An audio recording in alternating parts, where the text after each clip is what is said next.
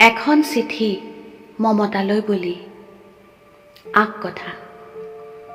মমৰ পোহৰত মনৰ মানুহজনলৈ বুলি মমতাই এখন চিঠি লিখিছিল, হৃদয়ৰ বাতায়ন খুলি দিছিল। ধুমুহাজাক যেন অলপ তাপ মাৰিছিল, ৰঙাৰ সতে এৰাৰি হোৱাৰে পৰা শুকুলাৰে সামৰি থৈছিল অজস্ৰ অনুভূত অথচ অব্যক্ত। সংসাৰখন শুই গৈছিল, হোৱা নাছিল মমতা। কেনেকৈ বা পাহৰিব, কাকেনো ক'ব? কাঠ পেঞ্চিলৰ শিহেৰে নিগৰি আহিছিল অভিমান, অস্থিৰতা, বিৰহ, ব্যথা আৰু বহু কিবা কিবি অনামী। পালেহেঁতেননে বাৰু মমতাই তেনে এখন চিঠি? 7 বছৰৰ আগৰ কথা। কুঁৱলীৰ ৰিহাই মেৰিয়াই থৈছিল অলস পোৱাটোক। কপালত বেলি আঁকি মমতা যেতিয়া ৰৈছিলহি শেৱালিৰে উপচা নঙলা মুখত, কেঁচা হালধিৰ সুবাসেৰে আমোল মোল মমতা সোমাই আহিছিল দীঘল পদূলিৰে উৰুলিৰ মাজেৰে। ৰাংঢালী ছোৱালীজনীয়ে কিনো আহুতি কৰিলে, গোটেই গয়াই তাইৰ গুণকে গায়। মানুহজনে আলেঙে আলেঙে তাইৰ ৰুমাল লয়। বতাহত উজাই আহে লখিমী সুবাস। তৰাবোৰ যেতিয়া কথাত মগন, মমতাই উৰি লয় মৰমৰ নিহালিখন। মুহূৰ্তবোৰ হৈ উঠে বিভোৰ। কেঁচুৱাকণৰ আগমনে নকৈ সিঁচিলে মৰমৰ কঠীয়া। ককাকে নাম থলে বাবুল। ঘৰখন ভৰি থাকে সুখৰ ডাঙৰিৰে, বাহিৰে ভিতৰে। বাবুলে থিয় ডঙা দিছিলহে এথোন, মানুহজনী কিবা জুপুকা লাগি থকা হ'ল। গোটেইখন জয় পৰি যোৱা দি হ'ল।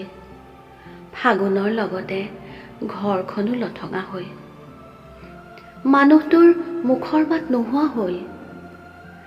তিলনীৰ দিনাই গধূলিলৈ আমগুৰিৰ পেহাদেৱে কথাষাৰ উলিয়ালে, ল'ৰাকণক চাবলৈ মাক এজনী লাগিব নহয়। পিছদিনা পুৱালৈ নামে চামে সাদৰীৰ নামটোৱেই সকলোৰে মনঃপূত হ'ল। সকামৰ পিছৰে পৰা বাবুলটোৰ ঠেহ নাতৰা হ'ল। চ'তত নেপায়। সেই বহাগৰ প্ৰথমটো লগনতে সাদৰীৰ সেওঁতা সেন্দুৰীয়া হৈ। পিছে তাইৰ মত লোৱা হ'ল নে নহ'ল সেয়াহে জনা নগ'ল। এইবাৰ শেৱালি নাই, উৰুলিৰো চোক নাই। বাবুলৰ কাৰণে মাক আহিল। শোকবোৰ পাতলীয়া হ'ল মানুহজনৰো। তেতিয়াৰে পৰা বাবুলো বুঢ়ীমাকৰ লগত হোৱা হ'ল। মমতালৈ একলম লিখিবলৈ সময় বা ক'ত? আকাশে যেতিয়া মেৰিয়াই তৰা বচা ৰিহা, মমতাই কৰে অগা দেৱা সপোনৰ বাটত। হেৰুৱা সুবাসৰ সন্ধান ওলাই সাদৰীৰ মাজত। চিঠি লিখিবলৈ সময় বা ক'ত? বাবুল ভালেমানটো হ'ল। সি ককায়েকো হ'ল। ঘৰখন আকৌ ব্যস্ত হ'ল। বেদনাৰ গাঁঠিবোৰ আপোনা আপুনি সুলকি গ'ল। সাদৰীৰ মাজতে সকলোৱে মমতাক বিচাৰি পোৱা হ'ল। চিঠি লিখাৰ দৰকাৰেই বা ক'ত? বহু দিনৰ বিৰতিত ফুৰিবলৈ অহা কোনোবা আইতাই কয়, ল'ৰাকণ হাই লাখ মাকজনীয়ে হ'ল। বাবুল চিন্তাত পৰে। ৰিজাই চাবলৈ ঘৰখনত মমতাৰ ফটো এখনো নাই। ইয়াৰ মাজত চিঠি লিখাৰ কথাই যে নাই। এনেকৈয়ে লুকা ভাকু খেলে সোঁৱৰণীয়ে। মমতাৰ মুখ ঢাকি ধৰে পাহৰণিৰ ধূলিয়ে। মেজিৰ জুইকুৰাই ঢুকি নাপায় মমতাৰ বুকু, ঢপলিয়াই নেযায় তাইৰ ঠিকনালৈ বুলি। কোনোবা হৃদয় বুভুক্ষ অথবা তৃষ্ণাতুৰ। এনেকৈয়ে সলনি হৈ থাকে সকলো মমতাৰ অগোচৰে।